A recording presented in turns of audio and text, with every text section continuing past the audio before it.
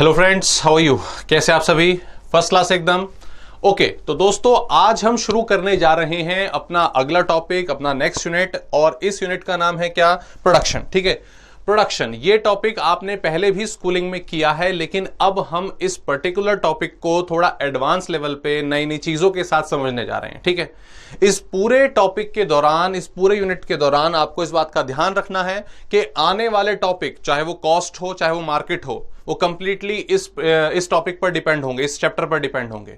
तो ये टॉपिक आपको बिल्कुल अच्छे तरीके से आना चाहिए। कोई भी क्वेरी है उनका सॉल्यूशन रेगुलर बेसिस पर आपको पता लगाना है, उसके बारे में कंफर्मेशन लेनी है। ओके, तो ये टॉपिक शुरू करने से पहले हमने ये चीज तो क्लियर कर ली कि आने वाले दोनों टॉपिक, कॉस्ट वाला टॉपिक भी और मार्केट वाला टॉपिक भी, दोनों इससे कोरिलेटेड हैं। तो आप समझ जाएंगे कि इस टॉपिक की अहमियत बहुत ज्यादा है। ओके, तो ध्यान रखिएगा, ये टॉपिक आपको सबसे अच्छे तरीके से आना चाहिए और एग्जाम में भी इसमें से काफी सारे क्वेश्चंस आपसे पूछे जाते हैं। ओके, तो नाउ अब शुरू करते हैं टॉपिक प्रोडक्शन। और प्रोडक्शन टॉपिक शुरू करते ही सबसे पहला क्वेश्चन क्या राइज होगा, आप समझ सकते हैं कि भाई प्रोडक्शन होता क्या है। ओके, प्रोडक्शन होता क्या है? तो बताइए दोस्तों, क्या होता है production? What is the term production means? Okay, देखो, जब भी प्रोडक्शन हमारे माइंड में आता है तो इमीडिएटली हम ये देखते हैं कि प्रोडक्शन का मतलब हुआ कि चीजों को बनाना। ओके, चीजों को क्रिएट करना, प्रोडक्शन करना गुड्स का। ओके, मैन्युफैक्चरिंग, ये वर्ड्स हमारे दिमाग में आते हैं। तो अगर मैं आपको बताऊं कि व्हाट इज प्रोडक्शन मीन्स, पहले तो प्रोडक्शन को हम रिलेट करते हैं मैन्युफैक्चरिंग के साथ। किसके साथ? मैन्युफैक्चरिंग के साथ। तो दोस्तों, ये क्या है सर? ये है प्रोडक्शन। ओके, ये क्या है? प्रोडक्शन। और अगर मैं बात करूं तो जो मैन्युफैक्चरिंग है, ठीक है, वो पार्ट होता है किसका? प्रोडक्शन का है। ध्यान दें भाई, पूरा जो एरिया है, जो बड़ा सर्कल है, वो इंडिकेट कर रहा है किसको? प्रोडक्शन को। और जो मैन्युफैक्चरिंग है वो उसका पार्ट है। सर इसका मतलब क्या हुआ? इसका मतलब ये हुआ, देखो, मैन्युफैक्चरिंग रिलेटेड होती है गुड्स के प्रोडक्शन से। ओके, गुड्स के प्रोडक्शन से, विजिबल जो दिखाई देता है।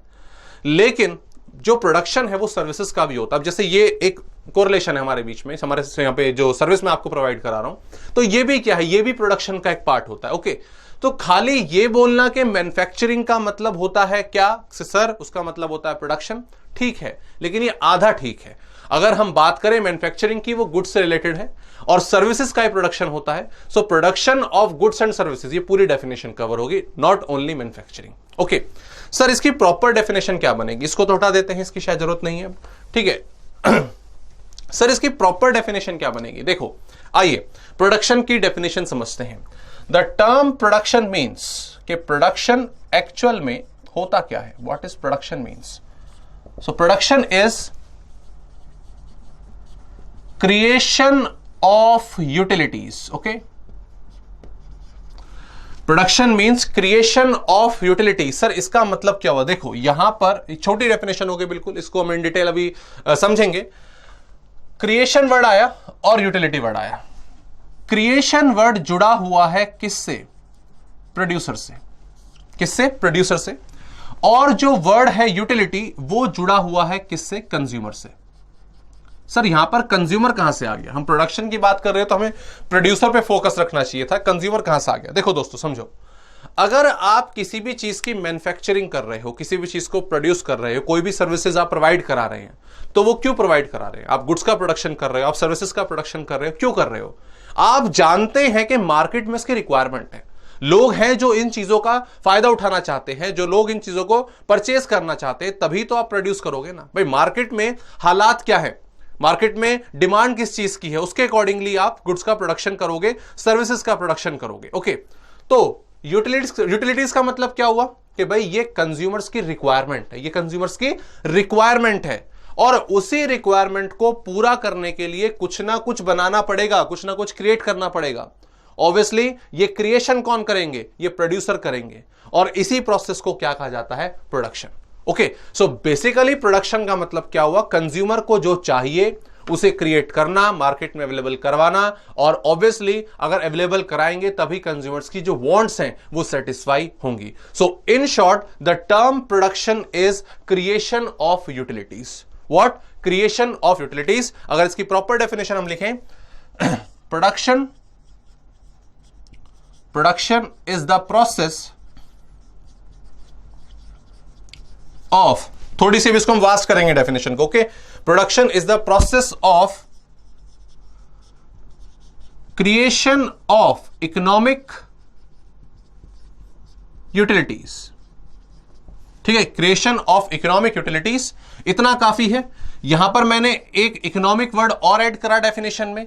इकोनॉमिक टर्म जो है वो प्रेजेंट करती है किसको, मॉनेटरी को, मनी को, कि भाई सीधी सी बात है, जो भी कुछ हम प्रोड्यूस करने जा रहे हैं उसकी इवैल्यूएशन हम मनी के टर्म्स में कर सकते हैं, ठीक है। तो that is what economic utilities. Economic नहीं भी लिखोगे, यूटिलिटीज लिखोगे तो भी चलेगा, लेकिन अगर आपको पता है इन डिटेल कि प्रोडक्शन की जो वैल्यूज है मनी के टर्म में, तो इकोनॉमिक यूटिलिटीज कहना बेटर होता है, ठीक है। और रही बात किसकी, प्रोसेस की, प्रोसेस कहां से लेकर कहां तक, क्रिएशन टू सेटिस्फाइंग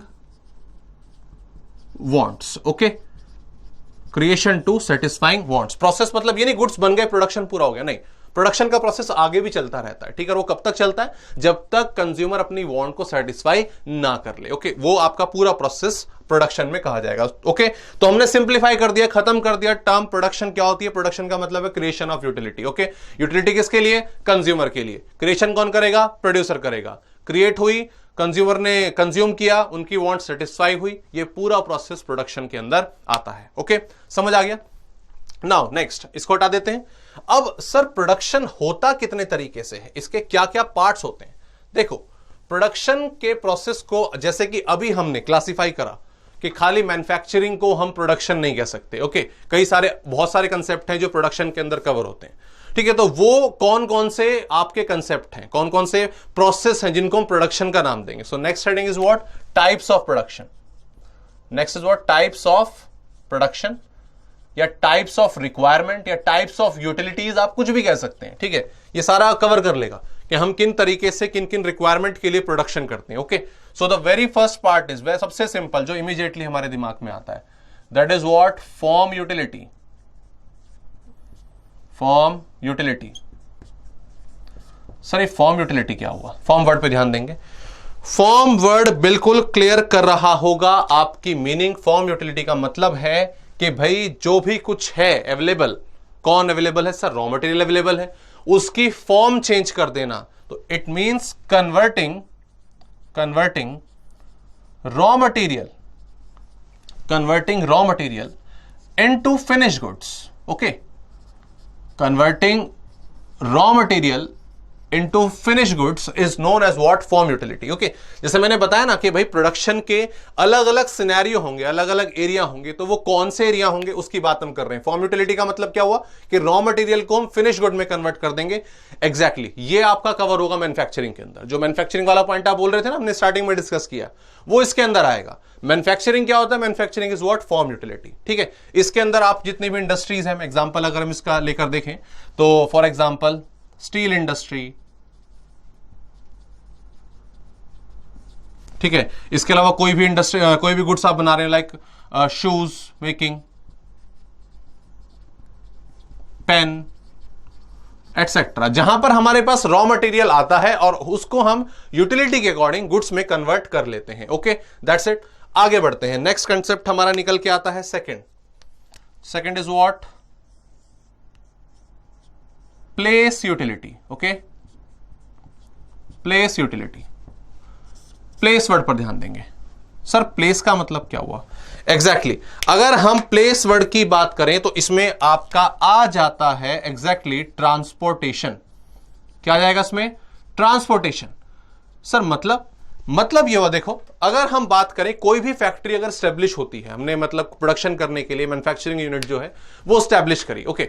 और किसी भी चीज को प्रोड्यूस करने के लिए सबसे मेन रिक्वायरमेंट जो होगी वो किसकी होगी, वो रॉ मटेरियल की होगी। हमें क्या चाहिए, रॉ मटेरियल चाहिए।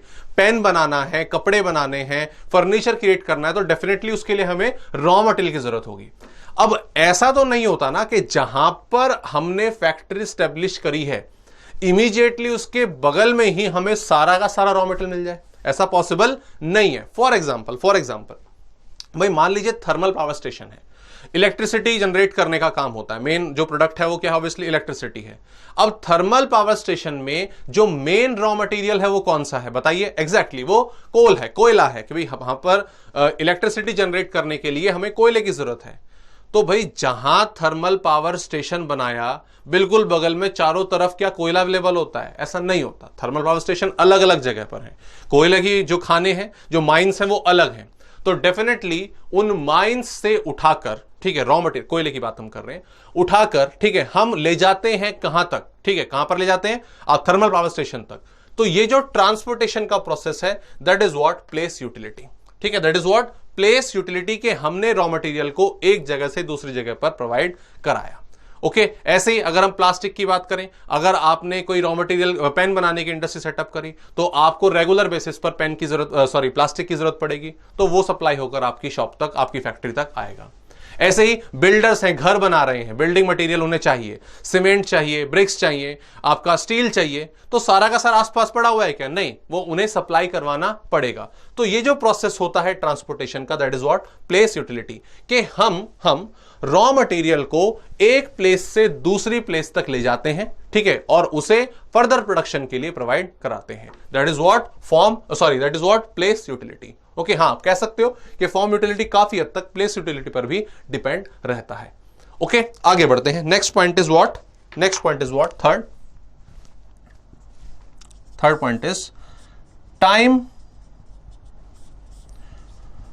Utility. That is what time utility. Time utility का मतलब क्या हुआ? गेस। नॉर्मली उस टाइम पर रॉ मटेरियल को प्रोवाइड कराना जिस टाइम वो अवेलेबल नहीं होता। ओके, नॉर्मली उस टाइम पर रॉ मटेरियल को प्रोवाइड कराना जब वो अवेलेबल नहीं होता, इस प्रोडक्शन प्रोसेस को कहा जाएगा क्या? Time utility. सर ये कैसी बात? मतलब नॉर्मली रॉ मटेरियल अवेलेबल नहीं है और उस टाइम पर हम अवेलेबल करा रहे हैं, इसका मतलब क्या हुआ? देखो, इसको भी हम क्या कहते हैं, एग्जांपल के थ्रू समझेंगे। जैसे फॉर एग्जांपल भाई, जैसे माजा स्लाइस आपने सभी ने क्या कहते हैं पी होगी कभी ना कभी, ऑब्वियसली। अब सपोज अगर हम बात कर रहे हैं कि भाई आपका स्लाइस है, माजा है, इनका जो मेन इंग्रेडिएंट है वो क्या है? मेन जो रॉ मटेरियल है वो क्या है? वो मैंगो है। ठीक है, कि भाई उसको बनाने के लिए आम की जरूरत पड़ती है। अब हम गहराई में नहीं जाएंगे कि वाकई में आम होता है नहीं होता, ऑब्वियसली हमारी नॉलेज में क्या है कि मैंगो है। अब ऑब्वियसली अब मैंगो का जो सीजन है वो कब आता है? कि भाई वो सर गर्मियों के टाइम पे, आपका जून जुलाई अगस्त 3-4 महीने ही जो आम का सीजन है वो रहता है। लेकिन जो माजा है, जो स्लाइस है, उसका जो पूरा का पूरा प्रोडक्शन है वो क्या इन्हीं मंथ्स में चलता है? नहीं, वो थ्रू आउट द ईयर, पूरे साल भर उसका प्रोडक्शन चलता रहेगा। ठीक है, अब मान लीजिए हमें माजा है, स्लाइस, इसका प्रोडक्शन करना है जनवरी में, दिसंबर में, फरवरी में। अब ऑब्वियसली उस टाइम पर तो मैंगो का सीजन नहीं होता ना, तो फिर कैसे होगा? यस, डेफिनेटली उस टाइम पर इन कंपनीज को मैंगोज प्रोवाइड कराना एज अ रॉ मटेरियल, इसी को कहा जाता है क्या? Time utility. सर ये पॉसिबल कैसे है? Definitely cold storage system.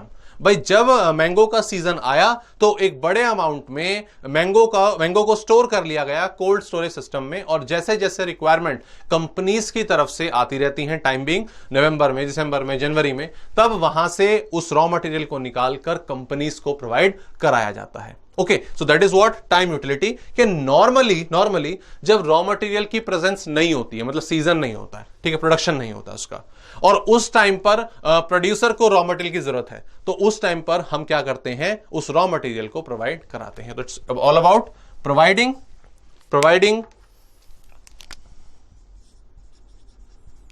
Raw material, RM लिख रहा हूं शॉर्ट में, ठीक है, व्हेन इट रिक्वायर्ड, ठीक है, रिक्वायरमेंट के टाइम पर। और एग्जांपल आप इसका लिख सकते हैं cold storage system. Okay, cold storage system, ठीक है। तो ये हमने एग्जांपल देखा किसका? फॉर्म यूटिलिटी का, सॉरी क्या कहते हैं, टाइम यूटिलिटी का। लास्ट पॉइंट पर आते हैं। 4 यूटिलिटीज होती हैं, 4 प्रोडक्शन के टाइप्स होते हैं। The fourth one is very simple. अगर हमने अभी तक 3 टॉपिक डिस्कस करे तो तीनों के तीनों कहीं ना कहीं गुड्स के प्रोडक्शन से रिलेटेड थे। फॉर्म में हम कन्वर्ट कर रहे हैं रॉ मटेरियल को, गुड्स आ गया। प्लेस यूटिलिटी में ट्रांसपोर्टेशन, ऑल्दो एक सर्विस है, लेकिन हाँ again same thing, manufacturing department से ज्यादा मिलता जुलता है। Time utility same, raw material provide कराना, ये भी इसी के अंदर आ गया। So the last point is what? Service utility.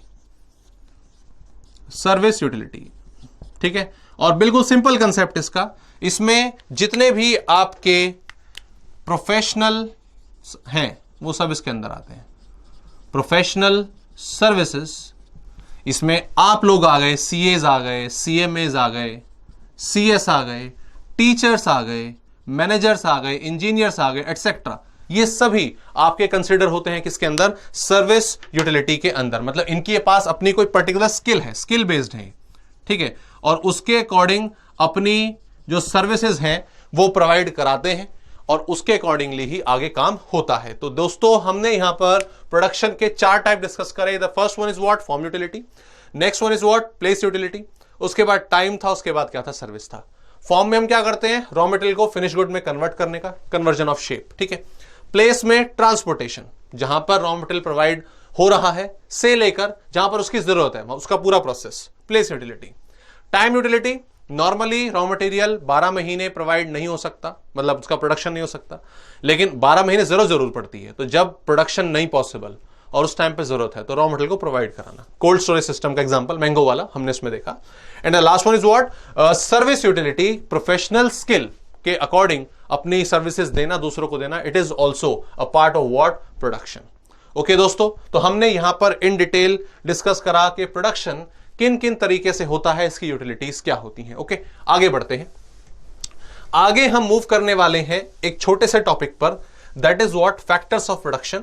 और ये टॉपिक फिलहाल अभी हम इन डिटेल नहीं करेंगे, ठीक है। मैं बस आपको बताऊंगा कि प्रोडक्शन करने के लिए कौन कौन से फैक्टर्स चाहिए।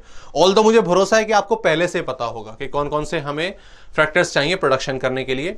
एंड उसके बाद हम अगले टॉपिक पर जाएंगे, प्रोडक्शन फंक्शन, और जब चैप्टर खत्म हो जाएगा तब वापस इस टॉपिक पर आएंगे। क्यों? तब तक आप इन सभी टॉपिक से फैमिलियर हो जाओगे, तो मेरे जो एफर्ट्स हैं वो कम हो जाएंगे और डेफिनेटली आपके आंसर पहले से ही तैयार होंगे कि इन सब फैक्टर्स में होता क्या क्या है, ठीक है।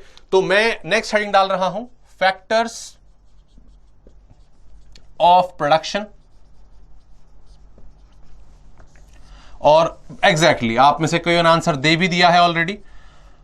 प्रोडक्शन करने के लिए 4 फैक्टर्स की जरूरत पड़ती है, 4 मेजर फैक्टर्स। वो कौन कौन से हैं? यस सर, पहला है लैंड, दूसरा है लेबर, फिर है capital, and the last is entrepreneur.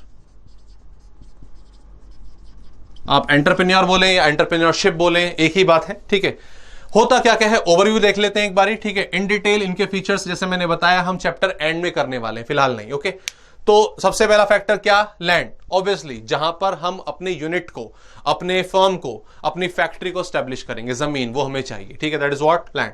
Labour, जो लोग काम करेंगे ऑब्वियसली आकर, भाई बिना लेबर के, बिना एम्प्लॉइज के तो काम पॉसिबल नहीं है ना। तो जो हमें जो मैन पावर चाहिए, जो आपका लेबर फोर्स चाहिए, उसे कहा जाता है क्या? आपका लेबर, ओके। मेन फैक्टर हुआ। कैपिटल, ऑब्वियसली मनी, भाई हमें इतनी सारी चीजें मैनेज करनी है, रॉ मटेरियल परचेस करना है, मशीन परचेस करनी है, बिल्डिंग परचेस करनी है, ये तमाम चीजें, एडवर्टाइजमेंट का खर्चा होगा, ट्रांसपोर्टेशन का खर्चा होगा, तो सब फ्री में नहीं होगा, इसके लिए अमाउंट पे करना पड़ेगा। तो उसके लिए हमें क्या चाहिए? मनी चाहिए। तो money stands for what? Capital, ठीक है। ये मेन फैक्टर हुआ। एंड फाइनली ये तीनों फैक्टर, लैंड, लेबर और कैपिटल, अगर हमें मिल भी जाए तब भी एक भी यूनिट प्रोड्यूस नहीं हो सकती, पॉसिबल नहीं है, जब तक ना हो कौन सा? एंटरप्रेन्योरशिप। फोर्थ फैक्टर, मतलब सर देखो, बेसिकली एंटरप्रेन्योरशिप के अंदर 2 वर्ड कवर हो जाते हैं, एक ओनर और एक क्या? मैनेजमेंट, ठीक है। ओनर ऑब्वियसली जो उस पूरे के पूरी कंपनी को, पूरे के पूरे ऑर्गेनाइजेशन को, फर्म को संभाल रहे हैं, जिन्होंने पैसा लगाया है, जो हेड है एक तरीके से, ओनर्स, ठीक है। वो भी कुछ काम करते लेकिन सारा नहीं कर पाते, तो उन्होंने मैनेजर्स रखे हुए हैं, these are what? Management, okay. तो मैनेजमेंट है, ओनर है, ये डिसीजन लेते हैं कि हमें इस बिजनेस को किस ओर ले जाना है, हमें क्या क्या टारगेट्स जो है वो अचीव करने हैं, ठीक है। हमें इस साल कितना प्रोडक्शन करना है, कितनी मशीन यूज करनी, कौन सी स्ट्रेटजी बनेगी, कौन सी पॉलिसी बनेगी। तो एक तरह से बिजनेस को शेप देने का काम वो किसका होता है? वो एंटरप्रेन्योरशिप, ओनर एंड मैनेजमेंट का होता है। तो ये एक फोर्थ मेन फैक्टर हमारे सामने निकल कर आया। 4 फैक्टर जिनके बिना प्रोडक्शन पॉसिबल नहीं है, चारों चाहिए, ये नहीं कि 3 से काम चल जाएगा, 2 से काम चल जाएगा। Land, labour, capital and entrepreneurship, okay. और इन डिटेल अगर हम बात करें तो यहां पर हम इसके फैक्टर्स अभी नहीं करने वाले हैं, हम ये बाद में करने वाले हैं, अपने टॉपिक को, प्रोडक्शन फंक्शन को फिनिश करने के बाद, ओके। तो दोस्तों अभी तक हमने 2 टॉपिक डिस्कस करें। पहला क्या था? प्रोडक्शन की मीनिंग हमने देखी, क्रिएशन ऑफ यूटिलिटी, 4 पार्ट उसके आगे, form, place, time and service. और अभी हमने डिस्कस करा क्या? सिर्फ फैक्टर्स के बारे में ओवरव्यू लिया, 4 फैक्टर चाहिए, land, labour, capital and entrepreneurship. Okay, आइए अब बढ़ते हैं अगले मेन टॉपिक पर इस चैप्टर के, एंड दैट इज प्रोडक्शन। एक वर्ड इसके साथ हम लगा देंगे, function. That is what, production function. Okay, तो प्रोडक्शन फंक्शन होता क्या है? प्रोडक्शन फंक्शन होता क्या है? देखो, सबसे पहले तो अगर ये मैंने शायद पता नहीं आपको पहले बताया था, नहीं बताया, डिमांड फंक्शन में शायद हमने एक टॉपिक किया था कि अगर फंक्शन वर्ड जुड़ जाता है, अगर फंक्शन वर्ड जुड़ जाता है किसी भी वर्ड के साथ, तो फंक्शन वर्ड प्रेजेंट कर रहा है किसको? रिलेशनशिप को। किसको? रिलेशनशिप को। रिलेशनशिप किसके बीच में? जो पहले वाला वर्ड है प्रोडक्शन और उसके फैक्टर्स। ठीक है, जो पहले वाला वर्ड है प्रोडक्शन और उसके फैक्टर्स। तो सिंप्लीफाई करने पर प्रोडक्शन फंक्शन की डेफिनेशन ये बन गई। ठीक है, production function is the relationship between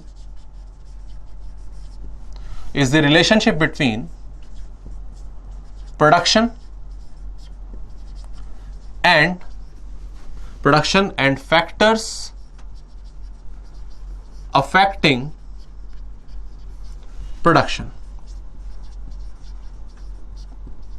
okay, इसमें देखो 2 मेन वर्ड हमारे आए।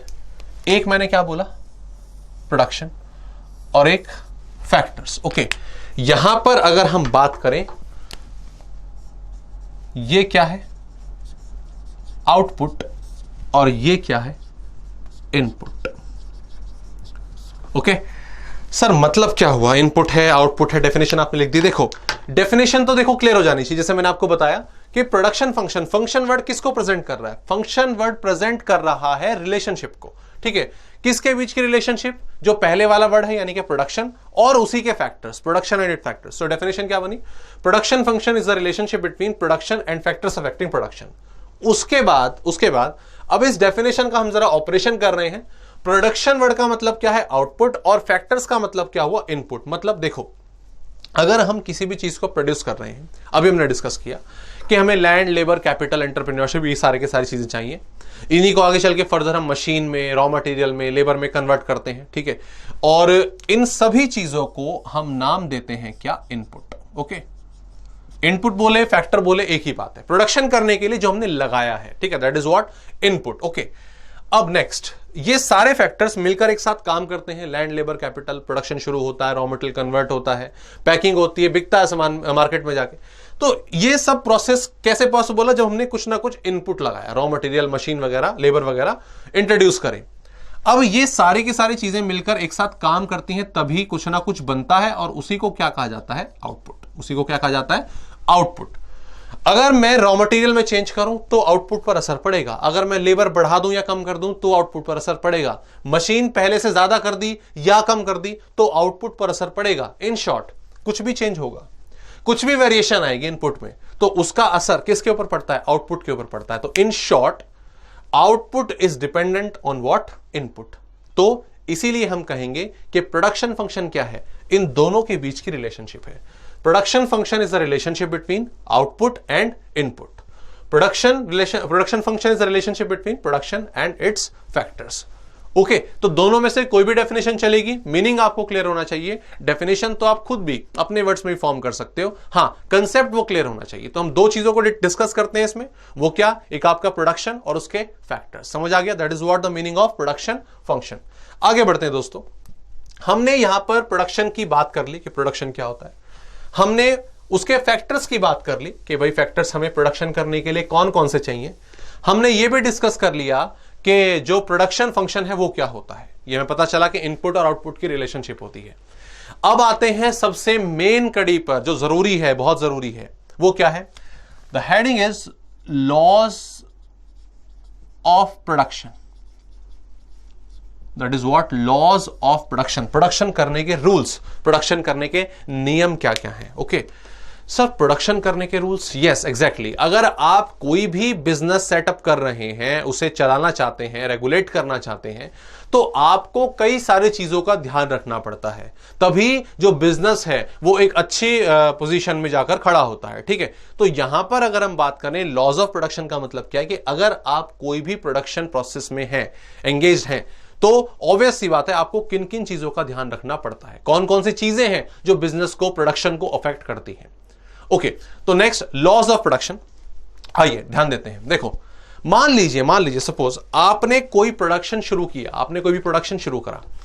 प्रोडक्शन शुरू करने पर आप क्या सोचते हैं कि इमीडिएटली यार मतलब हमें ये बिजनेस छोटे टाइम के लिए, कुछ टाइम के लिए चलाना है, ये लंबे टाइम के लिए हम इसको पॉजिटिव थिंकिंग के साथ लेकर चलेंगे कि भाई यार हमें 9-10 साल, 12 साल, 20 साल, 50 साल ये बिजनेस करना है। बताइए क्या रहता है आपके माइंड में? हाँ जी, दोबारा से क्वेश्चन मैं आपके सामने रख दूं, अगर आप अपना कोई भी बिजनेस शुरू करते हैं, ठीक है, उसमें इन्वेस्टमेंट करते हैं, उसकी प्लानिंग करते हैं, तो आप जो इन्वेस्टमेंट है, जो आपके ऑब्जेक्टिव्स हैं, जो प्लानिंग है, वो किस पॉइंट ऑफ व्यू से होती है कि ये बिजनेस पहले आपको शॉर्ट टर्म में चलाना है, छोटे टाइम के लिए चलाकर देखेंगे इसको, ठीक है, या फिर ये बिजनेस हमें लॉन्ग टर्म में लेकर जाना है, लॉन्ग टर्म तक चलाना है, 40-50 साल, उस हिसाब से प्लानिंग करोगे। बताइए लॉन्ग टर्म के बिहाफ से प्लानिंग होगी, शॉर्ट टर्म के बिहाफ से होगी?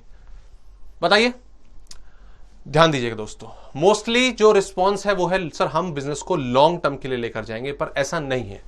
जब भी कोई बिजनेस स्टार्ट होता है तो उसमें होने वाली इन्वेस्टमेंट, उसमें होने वाले डिसाइड होने वाले ऑब्जेक्टिव, उसमें प्रोडक्शन प्रोसेस हमेशा शॉर्ट टर्म के हिसाब से होता है। सर ये आप क्या कह रहे हैं कि हम बिजनेस शुरू कर रहे हैं ये सोचकर कि हमें छोटे टाइम के लिए चलाना है? नहीं दोस्तों, बिजनेस शुरू तो इसीलिए हुआ है कि हमें लंबे टाइम तक चलाना है, कि पॉजिटिव थिंकिंग ऑब्वियसली, ठीक है, कि हम लंबे टाइम तक बिजनेस को करेंगे। लेकिन जब बात आती है इन्वेस्टमेंट की, अपने ऑब्जेक्टिव्स डिसाइड करने की, तो सबसे पहले बिजनेस का, एक बिजनेस ऑर्गेनाइजेशन का यही पॉइंट ऑफ व्यू होता है कि ये ऑब्जेक्टिव, ये इन्वेस्टमेंट शॉर्ट टर्म बेसिस की होगी। ये इन्वेस्टमेंट किसकी? शॉर्ट टर्म बेसिस की होगी। क्योंकि जब हम पहले अपने आप को शॉर्ट रन में सेटअप कर पाएंगे, शॉर्ट रन में खड़ा कर पाएंगे अपने बिजनेस को, तो ऑब्वियस सी बात है तभी तो हम लॉन्ग टर्म की तरफ जाएंगे। आप मान लीजिए फॉर एग्जांपल, एज्यूम कर रहा हूं मैं, आपने एक फैक्ट्री स्टार्ट करी और फैक्ट्री सपोज क्या कहते हैं क्लोथ्स मेकिंग की, शर्ट बनाने की एक फैक्ट्री आपने शुरू करी, तो क्या पहले दिन ही आप 10-10, 20-20, 40-40 मशीनें लगा दोगे? क्या पहले ही दिन आप एक पूरी की पूरी बिल्डिंग लीज पर ले लोगे? क्या पहले ही दिन आपने 1000 वर्कर को अपने बिजनेस में एंगेज कर दिया? नहीं, आप ऐसा नहीं करेंगे। आपका पॉजिटिव थॉट है कि मैं ये बिजनेस लॉन्ग रन में जाए, लंबे टाइम तक जाए, मुझे प्रॉफिट हो। लेकिन ऑन द डे वन जब आप इन्वेस्टमेंट करेंगे और अपना ऑब्जेक्टिव डिसाइड करेंगे, अपने लेबर्स को अरेंज करेंगे, तो पर्पस रहेगा कि नहीं यार 10-12 मशीन नहीं, अभी हम 2-3 मशीन से ही काम करेंगे। मुझे 1000 लेबर नहीं चाहिए, मैं अभी 5-10 लेबर से ही काम करूंगा, ठीक है। मुझे पूरी की पूरी बिल्डिंग नहीं चाहिए, मुझे एक फ्लोर अगर मिल जाए, एक एरिया छोटा सा अगर मिल जाए, तो मैं अपना काम शुरू कर रहा हूं। ओके, काम करना लॉन्ग रन में है, लेकिन जब इन्वेस्टमेंट होगी स्टार्टिंग में, तो पहले आप क्या करते हैं, शॉर्ट टर्म बेसिस के हिसाब से इन्वेस्टमेंट करते हैं। कुछ टाइम तक बिजनेस को चलाकर देखा जाएगा, यह पता लगाया जाएगा कि प्रॉफिट हो रहा है नहीं हो रहा। जब शॉर्ट रन में आप प्रॉफिट अर्न करने लगेंगे तो ऑब्वियस है तब आप उस शॉर्ट टर्म वाले बिजनेस को लॉन्ग टर्म में कन्वर्ट करोगे, ठीक है। इमीडिएटली जो इन्वेस्टमेंट होगी, जो ऑब्जेक्टिव होगी, लॉन्ग टर्म वाले नहीं होंगे। स्टार्टिंग में हम पहले स्टेप बाय स्टेप एज पर शॉर्ट टर्म के हिसाब से चलेंगे, शॉर्ट टर्म प्रॉफिटेबल लगा, लॉन्ग रन में चले जाएंगे। That's it. ओके, तो याद रखिएगा, कभी भी कोई भी बिजनेस स्टार्ट हो, सेटअप हो, फर्स्ट स्टेप इज कि भाई शॉर्ट टर्म में करके देखिए, प्रॉफिटेबल होगा तो बहुत अच्छी बात है, हम इसको लॉन्ग रन में कन्वर्ट करेंगे। और अगर हमने लॉन्ग रन के हिसाब से भी इन्वेस्टमेंट कर दी और शॉर्ट रन में लॉस हो गया, तो हमारे सारा का सारा पैसा डूब जाएगा। तो पहले छोटे टाइम के लिए चलाकर देखेंगे। ओके, तो उसी के अकॉर्डिंग लॉज ऑफ प्रोडक्शन क्या कहते हैं, डिवाइड हुए हैं। एक वो लॉ जो हम फॉलो करते हैं किसमें, शॉर्ट रन में, छोटे टाइम के बिजनेस में, और एक वो जो हम यूज करते हैं, जो अप्लाई करते हैं किसमें, लॉन्ग रन में। ओके, नेक्स्ट सर ये कौन कौन से हैं? देखो, शॉर्ट रन में जो लॉ अप्लाई होता है that is what, return to a factor. उसे क्या कहा जाता है, रिटर्न टू अ फैक्टर। और जो लॉ लॉन्ग रन में अप्लाई होता है वो होता है return to a scale. Okay, अब आगे नेक्स्ट, चाहे आप शॉर्ट रन में काम कर रहे हैं या लॉन्ग रन में काम कर रहे हैं, ओके, हमें प्रोडक्शन करने के लिए दो तरह के फैक्टर्स की जरूरत होती है। चाहे आप शॉर्ट रन में हैं, चाहे आप लॉन्ग रन में हैं, तो आपको प्रोडक्शन करने के लिए दो तरह के फैक्टर्स की जरूरत पड़ती है। The first is fixed factor, sorry, another is variable factor, same ऐसे यहां पे FFVF, fix factor, variable factor. Okay next, अब यहां पर सर ये क्या है, फिक्स फैक्टर वेरिएबल फैक्टर क्या है? देखो अभी मैं नेचर के हिसाब से, मैं प्रोडक्शन के हिसाब से नहीं बता रहा हूं फिक्स फैक्टर वेरिएबल फैक्टर क्या होते हैं, मैं इनके नेचर के हिसाब से बता रहा हूं कि फिक्स फैक्टर वेरिएबल फैक्टर क्या होते हैं। ओके, अगर हम प्रोडक्शन कर रहे हैं, प्रोडक्शन करने के लिए हमें फैक्टर्स चाहिए, बिल्कुल सही बात है।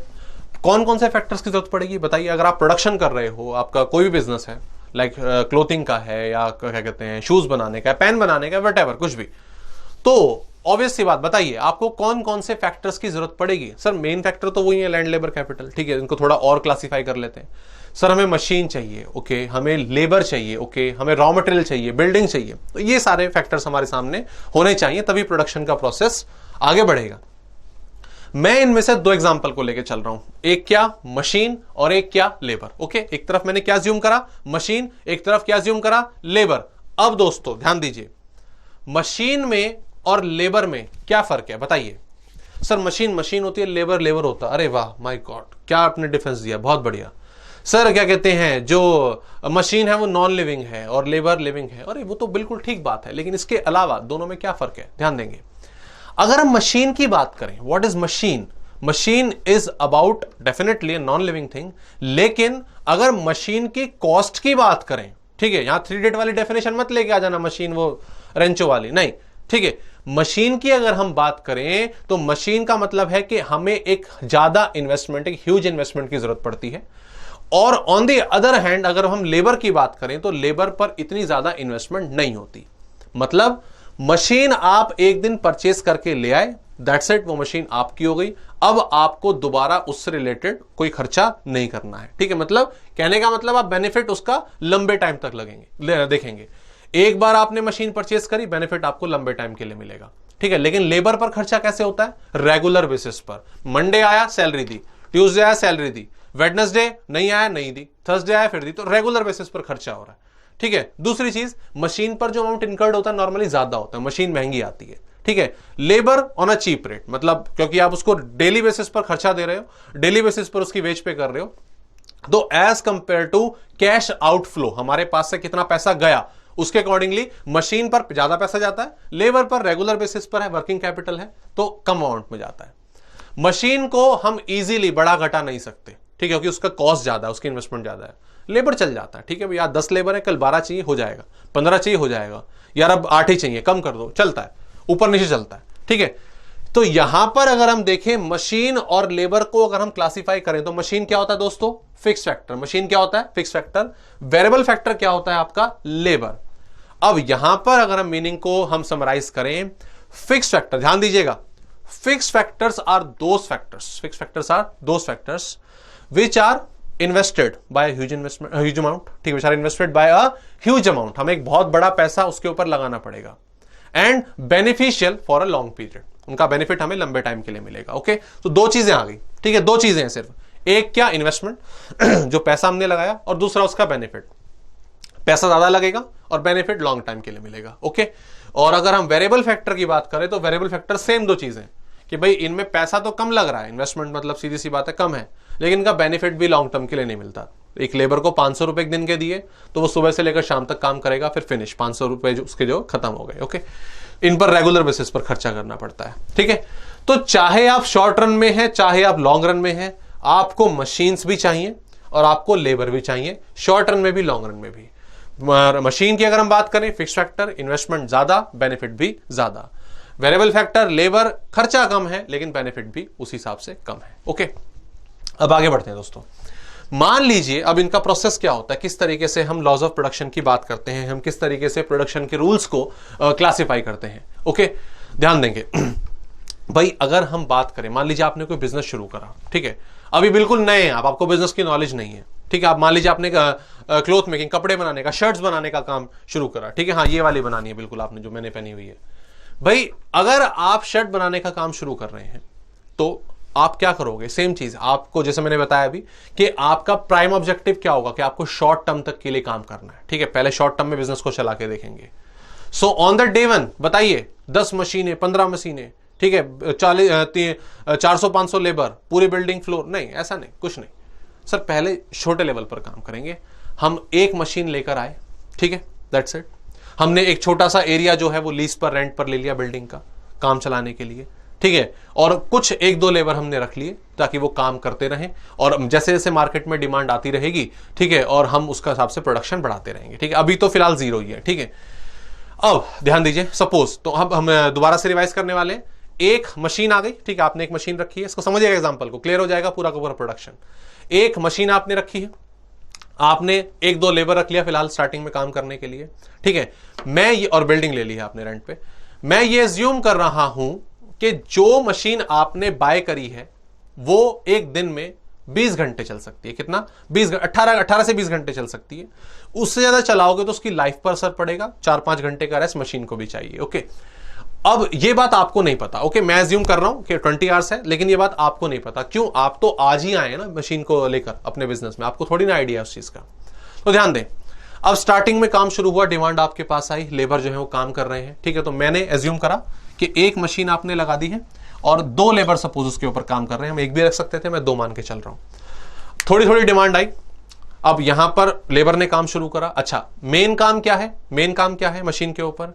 कि हमें कपड़े की कटिंग करनी है। ओके, हमें कपड़े की कटिंग करनी है, रॉ मटेरियल जो है मेन एक तरह से देखा जाए तो वही है, और डिजाइन तैयार करना है, ठीक है। उसके बाद फिर उसको मशीन के अकॉर्डिंग शेप देनी है, शर्ट तैयार करनी है, और फाइनली पैकिंग करनी है। तो कितने काम हो गए भाई? 4 काम हो गए। ओके, एक क्या? रॉ मटेरियल की कटिंग अकॉर्डिंग टू साइज, एक डिजाइनिंग वाला हो गया, एक मशीन को, एक शर्ट्स को तैयार करना, और लास्ट क्या? पैकिंग। 4 काम हो गए।